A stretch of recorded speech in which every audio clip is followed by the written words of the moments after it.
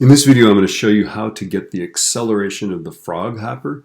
The drop tower is exactly the same thing. It has a different distance reference, but if you know how to do it with this one, you can do it with a drop tower as well. So the first thing we're going to do is stick a movie in here. So I'm going to say insert movie. So go to the insert menu, go to movie. It'll always go to its own folder, but I know that mine are on the desktop in a folder called Oaks Park Stuff, and I want the frog hopper one. And it'll open. Sometimes it takes a little while. I like to make the movie as big as possible. I don't know if this makes it more accurate, but I feel like it does. Okay. And then you can see what the movie does here. They go up. And then it does the frog hoppery part right there. So I'm going to get this first frog hoppery part. Okay, let's see. Let's get it. There, that's good. Okay, so the first thing I want to do is I want to set the scale for this, right? And so the question is, what is this distance, right? And what we want to do is go to a new tab here, right? And go to Oaks Park and look at the frog hopper. And there it is. That distance, the height of it is 7.29, but the one I want to use right here, the distance reference, is that it's 2.84 meters across from one side to the other. Okay, so let's go back to this. What was that? It was 2.84. Okay, so click this guy right here. It says set scale. Drag across right above the eyeballs. Poor kids. There we go. And that is 2.84 meters. So type in 2.84. It defaults to meters. So we're good, right? And then let's look, is this the frog hoppery part? I'm advancing it. So this little tool down here is advancing it by one frame. And I feel like it's about to start dropping here, right? Don't you get that feeling? It's like, ooh, suspense. Come on, baby. All right. Oh, there it goes. It's starting to move in earnest here. Okay. So now you're going to click this tool here. It's that little red dot. Click that dot, and you're supposed to click on something, right? And I like this little boundary there between the clouds and the frog hopper. The problem is if you click right on the thing you're looking at, you get a bunch of blue dots, and then you can't see the thing you're clicking on. So what I'm going to do is I'm going to use my little crosshair here, the left side of that, and I'm going to put that right on that thing there and click on it and click and click. It's really getting to go in here, right? And I'm just clicking and clicking. And every time I click, it advances a frame. It's very nice. I'm trying to get that right on there. Okay, so this grasshopper walks into a bar. Right? And the bartender laughs when he sees him. He goes, hey, I serve a drink named after you. If you didn't know it, by the way, there's a drink called a grasshopper that when you're 21 years old, you might enjoy. Just saying. All right. And then I know that this frog hoppery thing goes up. All right, we're going to get several of these little things here because that's what you're seeing on the accelerometer is the jiggity jigget of this, right? This is enthralling. Okay. Okay, so these two muffins are sitting in the oven. And one muffin looks at the other one and says, hey, I think it's kind of hot in here. Right, the other muffin looks at the first one and goes, whoa, talking muffin.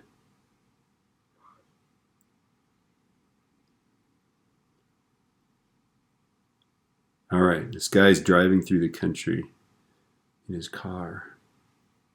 And his car loses power. You see how those blue dots are? Ooh, this is a good one. His car loses power and he stops in the middle of a hayfield. I mean, literally it's just like him, hayfields, and cattle, right?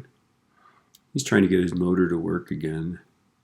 He lifts the hood, he's looking under there. He tries a few things. Suddenly he hears this voice behind him, kind of a beefy sounding voice. Says, sounds like it's not getting enough gas, right? And the guy turns around, there's a bull looking at him, right? And he just freaks out. He's like, whoa.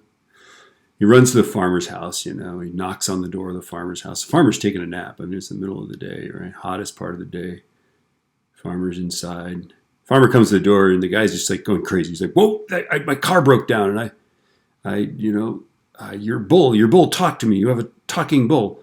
And the farmer goes, "Okay, are we talking about that bull over there?" And the guy says, "Yeah, he talked to me. He said something about my engine." And the farmer goes, "Okay, what you got to know about that there bull is he don't know as much about cars as he thinks he does." All right, have I done enough of these? You're going to click on this. There's a lot of clicking, see? I'm sure my clicks are not very good. I'm going to let it go up. I'm going to get it to full upmanship here. There we go. All right, here we go. My computer's cooling fan is starting to fire up here. All right, I'm just going to stop right there. Okay, now what you're going to have undoubtedly is you're going to have a bunch of, this is the descent of it right here. We've got our whole thing here. The X is just incidental. We don't really care about the X, so we want to look at only the Y. Okay, now this thing right here, that's an upward acceleration. Okay, this whole thing, anything that's concave upward, that is we access the cave from above, that's an upward acceleration. This guy is concave downward, so that's a downward acceleration. Upward acceleration, downward acceleration, upward acceleration. Okay, so let's select this upward acceleration. And what you want to do is see that little curve fit right there. So it goes, I don't know what that is. Is that play? Oh, start collection. We don't want to do that. Data collection, right? This is the curve fit, right? So click on that, right? And the one you want is the one with the AT squared plus BT plus C, okay? And then it just sits there like, oh, and you want to just try the fit. And you're like, ooh, that's kind of cool, right? Does it look like it's good? I don't know. Okay. So there it is. So there's that first one there. And so take a look at that. That coefficient A is actually half of the acceleration. Because remember, the formula is X or S equals 1/2 AT squared, right? So that thing in front of there is half of A. If half of A is 1.74, then all of A is like 3.5, right? Okay, so you're going to take that coefficient and double it, and that's your acceleration. Okay, so now let's get a downward acceleration. Let's grab one of those. Let's get a downward one, and let's look at this and go. Oh, it's okay. So it's already got that selected. Let's do it, and let's click OK. And sure enough, now we've got a downward acceleration. We could put these. I guess you could put them like this. This is good, right? Okay, and now here we have an upward. So take a look at that. This coefficient, that A, that 1.52, that's half of the acceleration. So the acceleration really is negative 3.04 or something like that, right?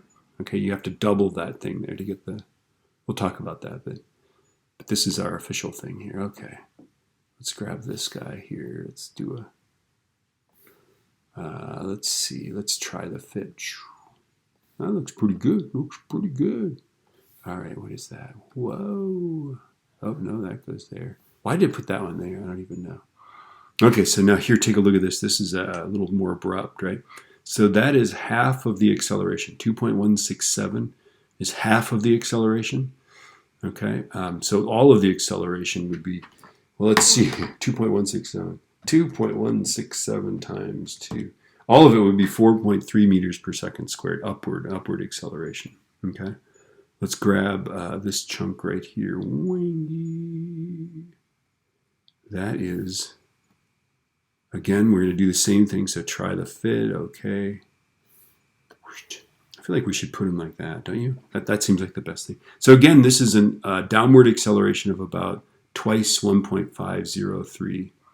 Okay, so that'd be 3.06, I think, or something like that, right? It would be the acceleration. And then take a look at this guy here. And let me show you a little thing, because sometimes these don't match the spikes of your acceleration.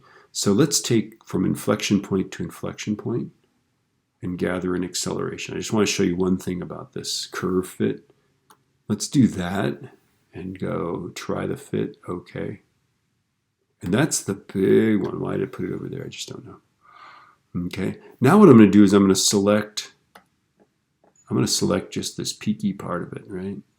Because the acceleration changes, you'll find out. So if we just look at that little part there and try that fit, you'll get a couple different values. Notice that the top one is for the big curve fit, and we get an acceleration of twice 2.2, which is 4.4. Notice that the bottom is just that peaky part of it, right? It gets that maximum acceleration, and that one is 2.9, so that acceleration is almost 6 meters per second squared upward, okay? So if you select, if it looks like it's getting more pointy, right, that means the acceleration is changing. I can show you that again here. If I select a small part of this, like that, I can get probably an acceleration that's bigger than that one. Where'd it go there? Not much bigger, but you see the big one here is about 3.04. This one here is twice 2.172, so it's a bit bigger, right? And that's just a general rule because the acceleration doesn't stay constant. Anyway, that's what you're going to do for this. What you want to do is take this thing and screenshot this, or take the graph image. You're going to be doing this on a PC, so you will be able to screenshot this. Screenshot it, put it, this whole thing, and put it in your slideshow, and then you'll be able to talk about that. Okay?